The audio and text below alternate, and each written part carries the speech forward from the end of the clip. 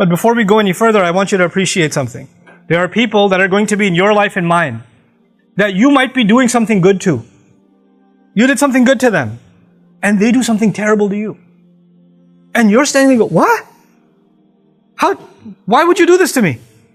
Or you're a bystander watching, like Musa alayhi salam is a bystander watching. They did something good for us. Why are you hurting them? The last person you should be hurting is the one who did good to you. You know, like the poet says, أُعَلِّمُهُ الرِّمَايَةَ كُلَّ يَوْمٍ فَلَمَّا اسْتَدَّ سَاعِدُهُ رَمَانِي. I taught him how to do archery every day, and when his shot got really good, he shot me. You know, this idea is so weird. I was helping you. I did so much for you. How could you turn around and do this to me? This is what Musa alayhi salam is shocked about. Anyway, this is the first lesson. They go on. He doesn't know what the lesson is yet. He's still got questions in his head. Why did this happen? You don't have the patience. Let's keep going. Time for lesson number 2. And they go on to lesson number 2, and they see this kid. They don't know who this child is. And he just kills the kid. This man kills a child. This child has done nothing to you. He's committed no crime. They don't even know him. Musa alayhi salam is in absolute shock. By the way, this is the kind of person, Musa alayhi salam is the kind of individual that when a person was being beat up, he intervened. You remember earlier on in his life. Somebody was being beat up and he intervened and said, you know, رَجُلَيْنِ يَقْتَتِلَانِ. And he went up and he punched the guy. Stopped it from happening. Now he's seen a child be killed. The shock and anger and frustration of Musa alayhi salam. أَقَتَلْتَ نَفْسًا زَكِيَّةً بِغَيْرِ نَفْسٍ. Are you serious? Have you killed a pure innocent soul without it having, or this child having committed any crime? What kind of unheard evil have you just committed? لَقَدْ جِئْتَ شَيْئًا نُكْرًا. And the teacher turns to him again with this corpse of a child in front of him and says, أَلَمْ أَقُلْ لَكَ إِنَّكَ لَن تَسْتَطِيعَ مَعِيَ الصَّبْرَ. Didn't I say to you, you're not going to have the patience for this. You can't handle this. قَالَ إِن سَأَلْتُكَ عَنْ شَيْءٍ بَعْدَهَا فَلَا تُصَاحِبْنِي. Okay, he said, fine, if I ask you anything else, then okay, you don't have to accompany me. I got it. Okay? قَدْ بَلَغْتَ مِن لَدُنِّي عُذْرًا. From my end, I have no excuse. You have every reason to leave me. If I cross the line one more time, I've been disqualified. Now we've got 2 circumstances so far. One in which people did good to them, and apparently they did bad back. In the other, nobody did anything to you. You have nothing to do with this one. Why would you harm them? Why would you do something to them? And this is also something unfathomable for Musa alayhi salam. And then you get to the third circumstance. And فَوَجَدَ جِدَارًا يُرِيدُ أَن يَنْقَضَّ فَأَقَامَهُ. They went to some town, and فَأَبَوْا يُضَيِّفُوهُمَا. They refused, the people refused to be hospitable to them in the least bit. Hey, do you know where the well is? Maybe we drink some water? Shut the door in their face. Pushing them around. Nobody's offering them any help. You know? And they're clearly not welcome where they are. أَبَوْا يُضَيِّفُوهُمَا is, you know, I don't know, as a kid I watched a lot of Western flicks. When a guy walks into a salon and everybody somebody's chewing on a straw just staring at him like there's about to be a gunfight or something. Like, they're not welcome here. You know, what you doing here, stranger? You know, that kind of thing. So when that happens, and they're not welcome, they're walking by and they see this monument type wall that's broken down and it's tipping over, يُرِيدُ أَن يَنْقَضَّ. It looks like it's going to tip over and damage the whole street. And his teacher says, yeah, we're going to work on this wall. We're going to fix this whole wall in the middle of town. People are cursing at them. People don't care for them. People are clearly letting them know, you better leave here. You better get out of here. And they're fixing the street in the middle. They're fixing this wall in the middle. And Musa alayhi salam's like, these people are terrible to us. And they won't even give us so much as a sip of water. We've been working and laboring here all day building this wall. If you wanted, you could have been paid for this work at least. Maybe we would have gotten a couple of dollars here and there, and maybe we would have eaten something. But that much, and he says, this is it. This is the time you and I part. هَذَا فِرَاقُ بَيْنِي وَبَيْنِكَ. It's interesting, the story began where 2 oceans meet, and it's ending where they part. You know, these 2 are now parting. And in a sense, they're both also oceans of knowledge. Musa alayhi salam is the ocean of knowledge of revelation. And this teacher of his is the knowledge of this other kind of knowledge that doesn't come from books. But now they're parting. And so now he tells him the reasoning behind all 3 of these. There was a greater plan from Allah. And in this plan, those people whose ship was destroyed, Actually, their ship was about to be seized by the navy. The king was taking every ship to add to his navy. When they came by their ship, they saw the ship is damaged. They said, no good for the navy. They let it go. They're going to suffer damages. They're going to have to fix it up. But at least they still get to keep their livelihood. They can still earn a living. In the case of the child, only Allah could have known that down the road in the future, this child was going to be a criminal, tyrannical to his parents. And Allah gave that child an outlet to Jannah, and Allah allowed his parents also relief of great calamity that was coming their way. Nobody could have known that except Allah. In the case of this wall, Allah was looking out for two orphans in that town that was so mean to them, whose father left a great deal of money behind, and that money was buried under that wall. If that wall tipped over, people would have seen that treasure. They would have, the kind of people they are, we know what kind of people they are, those kids wouldn't have seen a penny of it.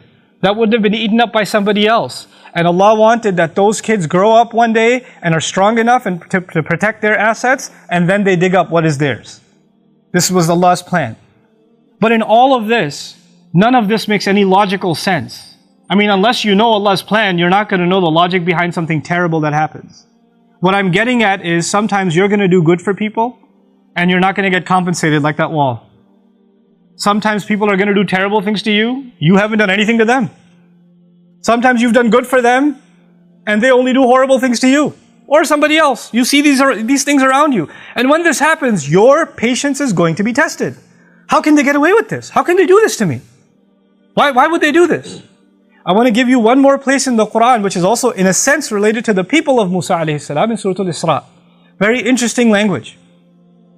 You know, the Israelites, when they were established and when they finally became an independent nation, eventually Allah Azza wa Jal actually in the history of the Jews, in the history of the Israelites, they were ransacked and invaded by foreign nations multiple times. And Allah mentions two major invasions in Surah Al-Isra.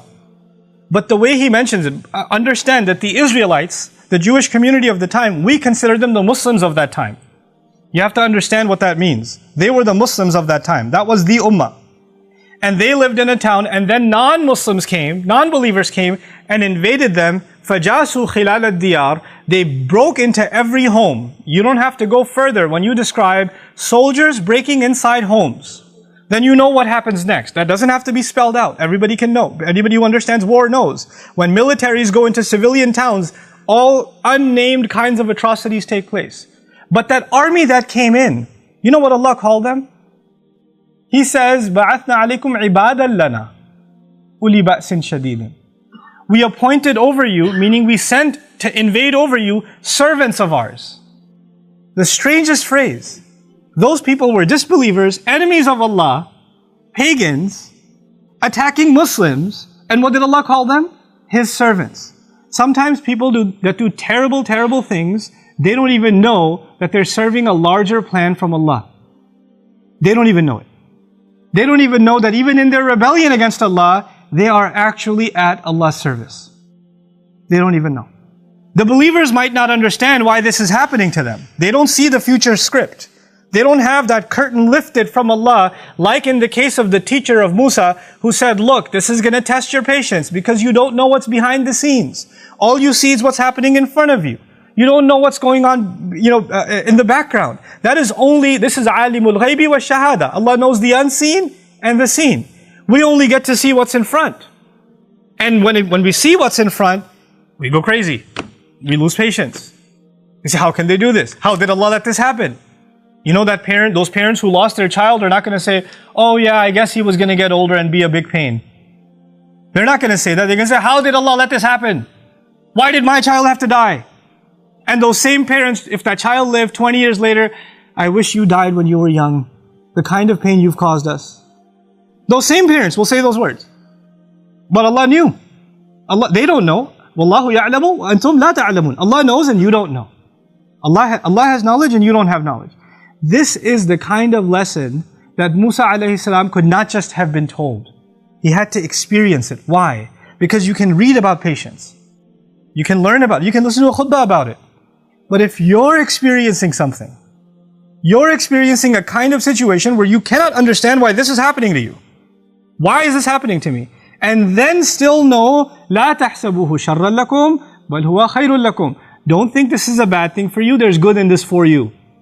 There's good in it for you. If you can internalize that, then you've learned one of the most important lessons in the Quran. One of those lessons that could not have been learned easily even by the likes of Musa alayhi salam. And if it's not easy for you and me to internalize that lesson right away, that's okay. It wasn't even easy for Musa alayhi salam. We're not being expected to turn into angels. We're not being expected to not be frustrated, to not be angry, to not lose patience. That's not the expectation from Allah. As a matter of fact, even someone of that status, of Musa alayhi salam, from ulul azmi min ar-rusul, if he can multiple times be told, look, you're losing your patience, told you you're not going to be able to handle it, then who are we? We are going to go through those circumstances. But this story and this guidance is going to remind us that we have to take a step back sometimes and just look at Allah's plan and say, I submit to it. There is something good in it, in this life and in the next. And you know what? I'm going to accept that. And this is the lesson that Musa alayhi salam had to be given. We are not going to have someone like, Musa's teacher, who will walk around with us, and when something bad happens, he'll be like, by the way, I know you're frustrated, but you know the real thing, you lost your job right now and you're really upset, but actually a much better job is coming and you would never have even applied for it if this didn't happen, and you're going to move to the town you always wanted to move to, but that's all planned out for you, but I just didn't want to tell you that, so right now I know you're pretty depressed because you don't have any savings, you don't have money to pay the rent and the electricity bill, and everything's falling apart, but just wanted to let you know there's something in the source code you didn't understand. That's not going to happen with us. That's not going to happen. That's only with that messenger and that lesson that he had to learn. And through that we know that there's always a plan. Because of this story we know there's always a plan. And the plan of Allah is always meant to be something good. You know that knowledge that this man had, or this individual had, I'd say, to be careful. How did Allah describe his knowledge? He says, آتَيْنَاهُ رَحْمَةً مِّنْ عِنْدِنَا وَعَلَّمْنَاهُ مِن لَدُنَّا عِلْمًا. He says about this individual, Allah gave him a mercy that comes especially from us. And then secondarily, he says, we gave him a knowledge that comes especially from us. In other words, that knowledge that he has, before it is even knowledge, it is a mercy. Before it's even knowledge, it is a mercy from Allah. That was important to mention because everything he did didn't look like mercy.